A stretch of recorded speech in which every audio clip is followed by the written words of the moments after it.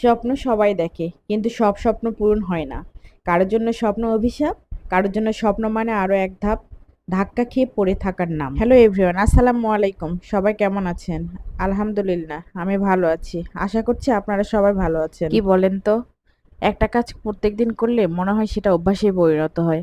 আপনাদের সাথে আমার ডেইলি লাইফস্টাইল শেয়ার করে মনে হয় যে এটা আমার অভ্যাসে পরিণত হয়ে যাচ্ছে। সকাল সকাল ঘুম থেকে উঠে সকালের নাস্তাটা সারার জন্য আমি নাস্তাটা তৈরি করে নিচ্ছি। বাবুকে নাস্তা করিয়ে স্কুলে পাঠায় আমি আমার নাস্তাটা সেরে নিচ্ছিলাম।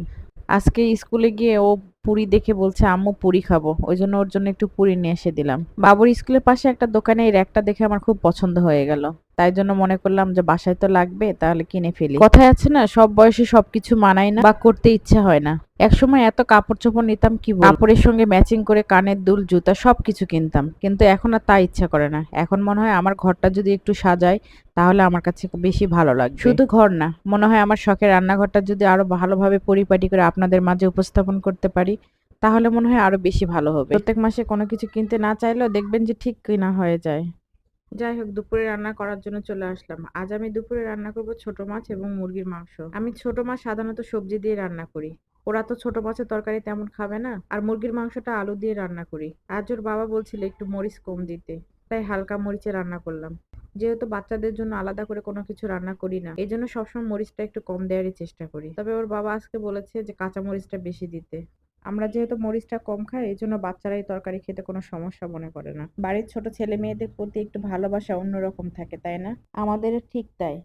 সেদিন আমার ছোট ননদের বার্থডে ছিল, কিন্তু এবার এত ব্যস্ততা ওর বার্থডেটাই ভুলে গেছিলাম। শুধু যে আমি ভুলে গেছি তা না, এবারে আমরা প্রায় সবাই ভুলে গেছিলাম ওর বার্থডে। সেদিন আমাদের গ্রামের বাড়ি যাওয়ার কথা ছিল, সেটা ক্যান্সেল করে মনে করলাম যে ও রেস্টুরেন্টে আর এত অল্প সময়ের মধ্যে ওকে কি গিফট দেবো বুঝতে পারছিলাম না, তাই ওর পছন্দের একটা কেক নিয়ে গেছিলাম আর কিছু জুয়েলারি। আসলে আমার বাচ্চারা বাইরে খাওয়ার প্রতি এতই আসক্ত, ওরা যে আসক্ত তা বলবো না, আমরা দুইজনে কিন্তু খুব বাইরে খাই। এটা ব্যাড হ্যাবিট, কিন্তু ছাড়তে পারি না। আমার মেয়ের খাওয়ার কথা তো কি বলবো, ও তো টেবিলের উপর উঠে খায়, যতটুকু খায় তার চেয়ে বেশি পানি খায়, আর জামা কাপড় মাখিয়ে শেষ করে ফেলে।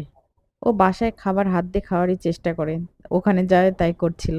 তাই আমি ওর বাবাকে বললাম একটু ফুটেজ নাও। ওর পাশে এক 99 এর দোকান ছিল, তাই মনে করলাম সে 99 এর দোকানে যায়। মেয়েকে তো কোথাও নিয়ে ছেড়ে দিলে ও ওর মতো বাজার করতে শুরু করে দেয়, কি নিবে ভেবে পায় না। আর সামনে তো শীত, এই জন্য মনে করলাম বাবুদের শীতের জিনিসগুলো একটু কিনে ফেলি, তাই বাবুর শীতের কসমেটিক্স একটু কিনে নিয়ে আসলাম। আর আমার বাসায় ব্যবহার করার জন্য দুইটা জামার সিট কিনে নিয়ে আসছিলাম। আমি জানি না আমার ভিডিও আপনাদের কেমন লাগছে। আমার ভিডিওতে বেশি বেশি লাইক, কমেন্টস এবং শেয়ার করবেন। আপনাদের কেমন লাগছে অবশ্যই জানাবেন। আজ এই পর্যন্ত, দেখা হবে অন্য কোনো ভিডিওতে। সেই পর্যন্ত ভালো থাকবেন। আসসালামু আলাইকুম।